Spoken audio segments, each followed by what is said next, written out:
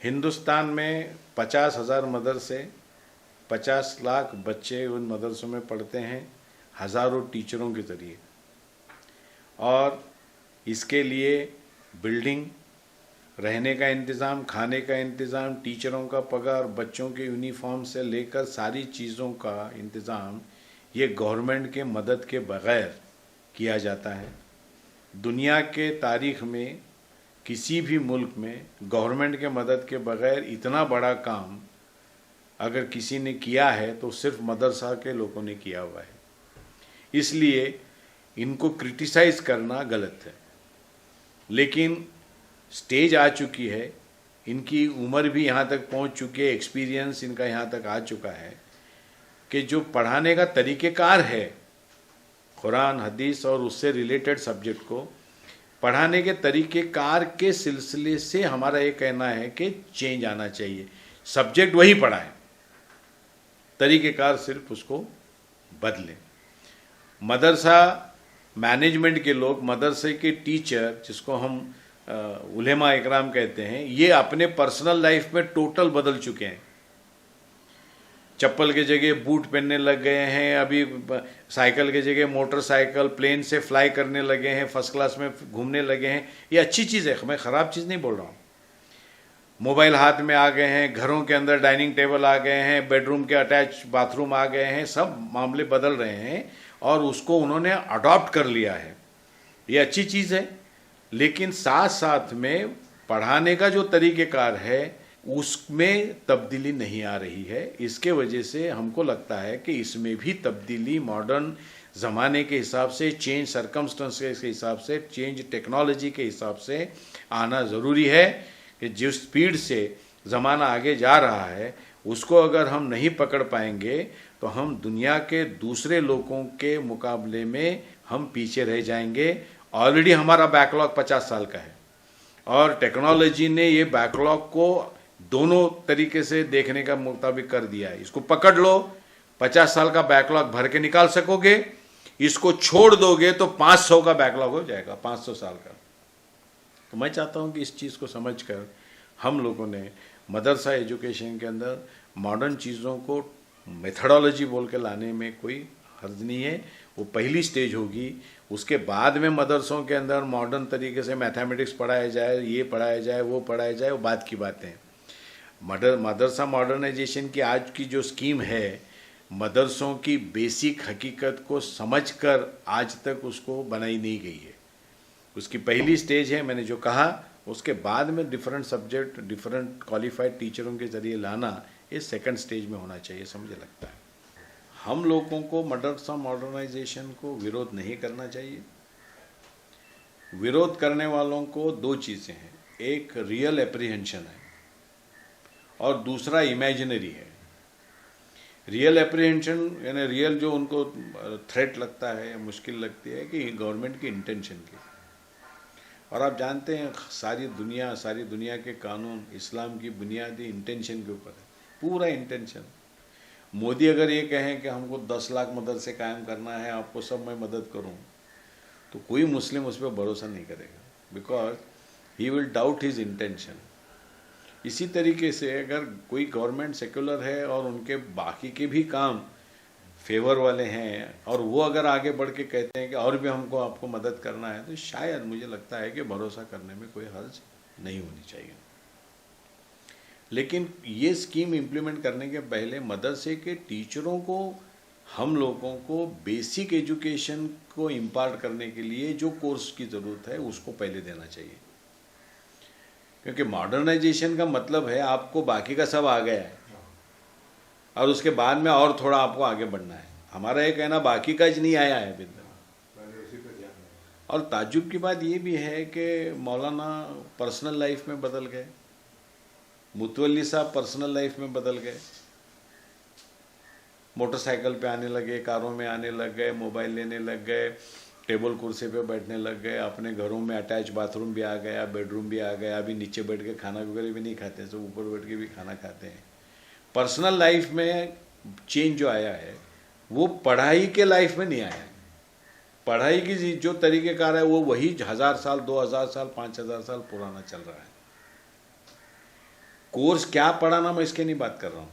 Course तो वही होगा, कुरान हदीस इसी की बुनियाद के ऊपर कोर्स होगा और होना भी चाहिए। रिलीजियस मदरसे में दूसरा क्या हो सकता है।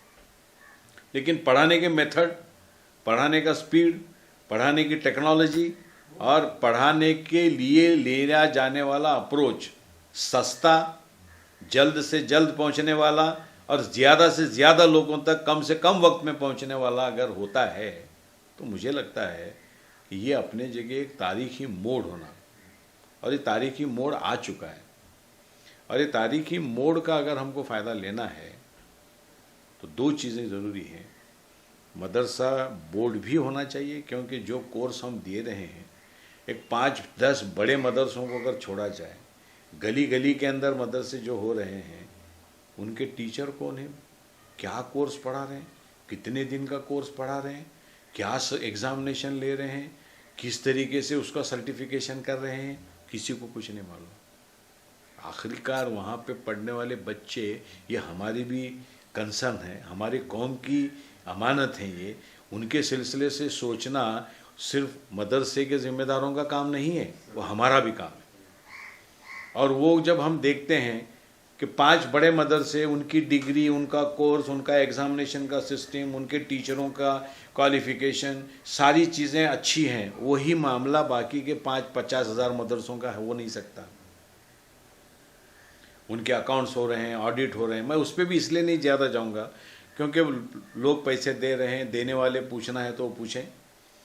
लेकिन बहुत जगह और बड़ी जिम्मेदारी के साथ मौलाना को अपने घर को और अपने को संभालने के लिए मदरसा एक शोरूम बोल के चलाने का भी काम चल रहा है। और वो शोरूम में 50 बच्चे रहेंगे तो ही चलेगा, ये भी एक तरीक़ेकार है। और हमको उसकी भी फ़िक्र करनी पड़ेगी। और उसकी अगर फ़िक्र करनी पड़ेगी तो मदरसा बोर्ड को लाना पड़ेगा। ये स्टेट में मदरसा बोर्ड फेल हो गया, वो स्टेट में मदरसा बोर्ड फेल हो गया, ये कोई उसका एग्जाम्पल नहीं हो सकता। उसको करेक्ट तरीके से अगर सोचा जाए, आपको ताज्जुब लगेगा, 100 साल से क्रिश्चियन लोगों का अपना खुद का एसएससी बोर्ड है। कितने साल से? आईसीएससी, स्टेट में एसएससी, सेंट्रल में सीबीएसई, ये तो सब मालूम है। आईसीएससी क्या है? आईसीएससी क्रिश्चियन लोगों के हिंदुस्तान के इंस्टीट्यूशंस को वहाँ पढ़ने वाले बच्चों का एग्जामिनेशन लेके जो सर्टिफिकेट देता है वो इक्विवेलेंट है, विदाउट एनी डिस्प्यूट। सेंट्रल मदरसा बोर्ड का हमारा जो कंसेप्ट है वो ये है। आज मदरसे की तालीम छोड़ दीजिए, उर्दू स्कूल, मराठी स्कूल, अंग्रेजी स्कूल माइनॉरिटीज़ के लोग खोलना चाहते हैं, ज़मीन अपनी रखते हैं, बिल्डिंग अपनी बनाते हैं, टीचरों का पगार अपना देते हैं, सारा इंफ्रास्ट्रक्चर अपना तैयार करते हैं और परमिशन के लिए 5-5 साल गवर्नमेंट के पास दौड़ते हैं। और गवर्नमेंट परमिशन के देने को तो बाजू में रहा, क्रिमिनल केसेस उनके खिलाफ शुरू कर दिया, अनऑथोराइज स्कूल है, इसके लिए इनके खिलाफ अभी एक्शन ली जाए। अपना अगर ये बोर्ड बन जाएगा तो ये भी काम होगा। और जहाँ जहाँ पे मुस्लिम अगर इंग्लिश मीडियम के स्कूल खोल रहे, हमारे सीनियर लोग आके बोलते बड़ा अच्छा काम किया, लेकिन एक उर्दू भी सब्जेक्ट रखना चाहिए, थोड़ा अपनी मज़हब की भी बातें इनको सिखाना चाहिए। तो अपना अगर बोर्ड बनेगा तो बाकायदा ये सब्जेक्ट हो सकता है। बाकी के सारे सब्जेक्ट के साथ में उर्दू भी एक सब्जेक्ट हो सकता है, और साथ साथ में अरेबिक और इस्लामिक स्टडीज़ ये भी सब्जेक्ट हो सकता है। और ये दोनों के साथ में उसको डिग्री भी मिलेगी, सर्टिफिकेट भी मिलेगा। तो ये बोर्ड भी बनना चाहिए। इसकी मेंबर कैसे होना चाहिए, वहाँ पे कोर्स के, ये डिटेल्स हो सकते हैं। और एक अजीब चीज़ है, हमारे लोग समझ नहीं पाते हैं कि डेमोक्रेसी में अगर आपको कोई एक चीज़ पाना है तो एक चीज़ को पाना एक अलग मामला है, उसको पाने के लिए इख्तियार किया जाने वाला जो तरीक़ेकार है उसका मामला अलग होता है। अगर कोई आके अगर मिनिस्टर बोलेगा कि ये अच्छी चीज़ है और ये हो जानी चाहिए, तो आपको लगता है सब हाँ बोलेंगे? क्या बोलेंगे? अगर कोई बोलेगा ये बराबर नहीं है तो बाकी के बोलेंगे ये होना चाहिए अभी। यानी माइनॉरिटीज़ का ये इसमें विरोध है तो कुछ लोग बोलेंगे इसको ज़रूर करना चाहिए। इसके लिए हमारा ये कहना है कि एक है चीज़ हम क्या चाहते हैं उसको समझना, दूसरा है उसको पूरा करने के लिए क्या तरीक़ेकार इख्तियार करना और उसमें सक्सेसफुल होना। तो मुझे लगता है कि उसकी सीडी बना दिए, अक्खे 50,000 मदरसों में भेज दिए, इंग्लिश के बना दिए, दूसरे सब्जेक्ट के बना दिए और उसको टेक्नोलॉजी के ज़रिए लोगों तक पहुंचा दिए। लोगों में ये भी गलतफहमी है कि टेक्नोलॉजी एक कॉस्टली अफेयर है। एक्चुअली ये बिल्कुल सस्ता अफेयर है। आज हर एक मदरसे के अंदर लाइब्रेरी है, लाइब्रेरी के लिए जगह लगती है, फर्नीचर लगता है, बुक्स लगते हैं, उसको मेंटेन करना पड़ता है, लाइब्रेरियन लगता है, प्यून लगता है। और अगर हम टेक्नोलॉजी पे चले जाएंगे तो कुछ भी नहीं लगता, लाइब्रेरी का मेंबरशिप लगती है। आज हज़ारों मैगजीन्स आप अगर सब्सक्राइब करते हैं तो इसके ऊपर पढ़ सकते हैं। दूसरी इम्पॉर्टेंट चीज़ क्या है कि 24 घंटे पढ़ सकते हैं, किसी भी जगह पे बैठ के पढ़ सकते हैं और किसी भी इंटरफियरेंस के बगैर पढ़ सकते हैं। तो ये सारे चीज़ों को एक जगह लेकर आकर मदरसा मॉडर्नाइजेशन को इस अंदाज से देखना अगर हम शुरू करते हैं तो मुझे ऐसा लगता है कि इवन बड़े से बड़े मदरसे वाले भी इसका विरोध नहीं करेंगे। एक चीज़ मैं आपको वाजे कर दूँ, मुस्लिमों में अगर क्रांति लाना है तो ये मदरसे वाले ही लाएंगे, याद रखना, ये हम बूट सूट वाले नहीं लाएंगे, क्रांति यही लाएंगे। लेकिन इनको थोड़ा अगर हम कॉन्फिडेंस में लेकर उनके जो कोई एप्रीहेंशंस हैं उसको अगर हम दूर करते हैं, ऐसा कभी भी नहीं होने वाला है कि 100% लोग उसको यस बोलेंगे। इसके लिए मैं हमेशा ये सजेशन देता आया हूँ, अभी भी दे रहा हूँ, मदरसा मॉडर्नाइजेशन एक्ट आना चाहिए, मदरसा बोर्ड बनना चाहिए और जिनको एफिलिएट होना है उनको ऑप्शन देना चाहिए। तुमको डर लग रहा है ना, तुम आओ मत इधर, तुम कहीं के लिए परेशान हो रहे हैं, तुमको क्रिटिसाइज करने की भी कोई ज़रूरत है नहीं, तुम एफिलिएट मत हो, हम कोई कंपलसरी नहीं कर रहे। जिनको लगता है कि ये ठीक है उन्होंने एफिलिएट करना। और मुझे गारंटी है कि कुछ ही दिनों में पहले 25 लोग आएंगे, बाद में 250 आएंगे, बाद में 25,000 आएंगे। और जिस दिन आप नहीं चाहते उस दिन डिसएफिलिएट हो जाओ। आज मदरसे से पढ़ने वाले बच्चे की हालत है, उसके पास ना एज का वैलिड सर्टिफिकेट है, ना क्वालिफिकेशन का कोई वैलिड सर्टिफिकेट है, ना वो आकर बोल सकता है कि मैं इसका इक्विवेलेंट हूँ और ये गवर्नमेंट का रेजोल्यूशन है, देखिए इसके मुताबिक मेरे को आप अभी आईएएस ऑफिसर बनने के लिए या कोई कांस्टेबल बनने के लिए या क्लार्क बनने के लिए मेरे को अप्लीकेशन कर मैं सकता हूँ, नहीं कर सकते आज। तो इसके लिए वो फिर वो दूसरे छोटे मोटे काम कर रहे हैं और अपने सेल्फ एम्प्लॉयमेंट के ऊपर ज़्यादा जोर देके आगे बढ़ रहे हैं। मैं चाहता हूँ कि मदरसे की मॉडर्नाइजेशन के सिलसिले से सोचने वाले और विरोध करने वाले ये दोनों लोग हमारे आज़म कैंपस में विज़िट करें और हम किस तरीके से इस मामले में काम कर रहे हैं इसको देखें और अगर पसंद पड़ता है तो उसको अपने मदरसे में इम्प्लीमेंट करने की कोशिश करें, अपने शहर में इम्प्लीमेंट करने की कोशिश करें। क्योंकि 6 महीने का कोर्स मैंने जो लाया है वो कोर्स 2 साल का डीएड का कोर्स कंडेंस करके मैं लाया हूँ और टोटल टेक्नोलॉजी से बच्चों को पढ़ाने के लिए मैं सिखा रहा हूँ। मौलाना लोग ये 12वीं पास लोग हैं, मदरसे के इक्विवेलेंट टू 12वीं पास बच्चे हैं ये, और मैं दूसरा तीसरा इनको कुछ नहीं करने दूंगा ज़िंदगी में, ये टीचर ही बनेंगे। इनको दूसरे में कोई कोर्सेज नहीं सिखा रहा हूँ, क्योंकि बहुत से लोग बोलते हैं कि इनको वॉच मेकर का भी काम सिखाओ, इनको ये भी सिखाओ। एक्चुअली वो गलत मामला है। तो teacher is a teacher, teacher itself is a profession which can last for 20 years, 25 या 30 ईयर्स, 40 ईयर्स। तो हमने दूसरे रोजी रोटी की बातें उनके सामने करना ही नहीं चाहिए, ना ये करेंगे ना वो करेंगे। फिर तो ये स्कीम बड़ी सक्सेसफुल हो रही है और बच्चे इतने खुश हैं। फिर उनको हम स्पोर्ट्स भी सिखा रहे हैं। हमारे कैंपस के अंदर मौलाना लोग क्रिकेट खेल रहे हैं, गाँव बने कबड्डी खेल रहे हैं, वर्जिश कर रहे हैं, पीटी कर रहे हैं, क्योंकि ये भी रिक्वायरमेंट है। हुजूर सल्लल्लाहु अलैहि वसल्लम खुद वर्जिश करते थे। वर्जिश के तरीक़ेकार क्या होना चाहिए एक अलग मामला है, लेकिन वर्जिश करना ये ज़रूरी है। दूसरी बहुत बड़ी चीज़ जो हो रही है, फजर के नमाज के बाद में मौलाना लोग वापस सो नहीं रहे हैं। मैं बड़ी जिम्मेदारी के साथ कह रहा हूँ, क्योंकि मैं नज़दीक से इन चीज़ों को देखता हूँ। मैं कि सब 100% की बात नहीं कर रहा हूँ, लेकिन बड़े पैमाने पे लोग फजर की नमाज के बाद आराम करते हैं। और आपको हमको जुमा की नमाज में बोलते हैं कि फजर की नमाज के बाद आप रोज़ी रोटी ढूंढने के लिए निकलिए, आप कामयाब हो जाएंगे। कैसा असर होगा इन बातों का? असर नहीं होगा, क्योंकि वो प्रैक्टिस नहीं कर रहे हैं। तो ये मौलाना सुबह में 5 साढ़े 5 बजे से रात के 10 बजे तक हार्ड वर्क करें और ज़िंदगी भर करेंगे, तो एक ज़िंदगी में 3 ज़िंदगी का काम करेंगे, तो उतना प्रोग्रेस आपको इमीडिएटली नज़र आएगा। तो ये हम स्कीम्स कर रहे हैं। फिर पेश इमाम लोगों के जब हालात मैंने स्टडी किए, तो मुझे ऐसे समझ में आया कि कुरान और हदीस वही है, लेकिन घर में हालात अगर खुशहाल नहीं हैं पेश इमाम साहब के, तो उसके तरफ देखने का उनका अंदाज़ अलग हो जाता है। और घर में हालात अगर साजगार हैं, तो वही कुरान और वही हदीस के तरफ देखने का आपका अंदाज़ अलग हो जाता है। तो फिर क्या करना चाहिए? तो उनके घरों में खुशहाली कैसा पहुंचाना, ताकि इसी कुरान और इसी हदीस को वो पॉजिटिव तरीके से लोगों तक पहुंचाएं।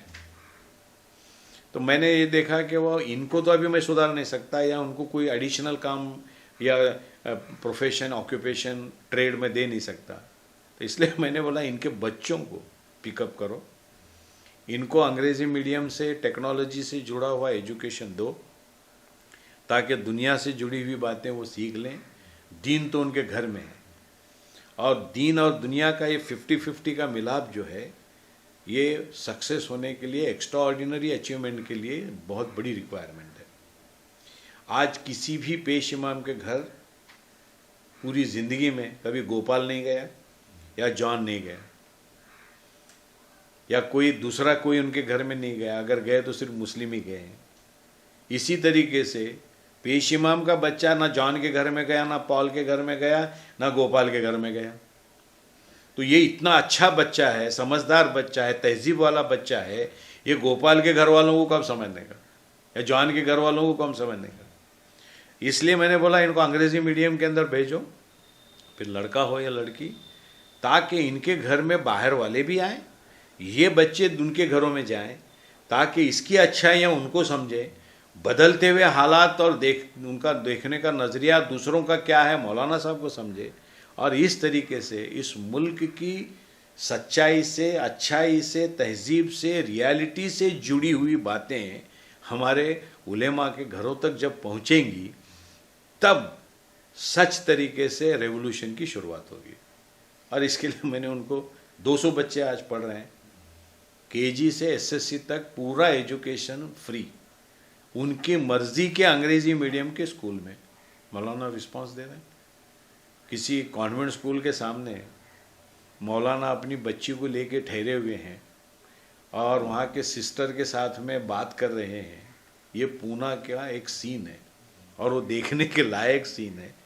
मैं समझता हूँ कि इनामदार साहब आज़म कैंपस क्या कर रहा है, इससे बढ़कर मौलाना लोगों ने उसको पॉजिटिव जो रिस्पांस दिया है, उस चीज़ को मैं समझता हूँ ज़्यादा इम्पोर्टेंस देना चाहिए। और ये स्कीम को औरंगाबाद हो, अहमदनगर हो, महाराष्ट्र के हर डिस्ट्रिक्ट प्लेस के ऊपर हम लोगों ने इम्प्लीमेंट करना चाहिए। अब जैसा औरंगाबाद में कम से कम 10-20 मुस्लिमों के इंग्लिश मीडियम के अपने स्कूल हैं। हर एक स्कूल में 5-10 बच्चों को अगर ये लाकर एडमिशन दें, उनकी यूनिफॉर्म है, उनको जो भी सपोर्ट देना है अगर वो देते हैं, तो 10-15 साल के अंदर मौलाना के तरफ देखने का, मस्जिदों के पेश इमामों के तरफ देखने का, मॉडर्न एजुकेशन के तरफ गलत अंदाज से देखने का जो सारा रुझान है, ये बदल जाएगा। और मैं समझता हूँ कि इस चीज़ को इस महाराष्ट्र में सचमुच अगर किसी ने समझा है, तो वो सतीश त्रिपाठी साहब एडिशनल चीफ सेक्रेटरी रहे हैं।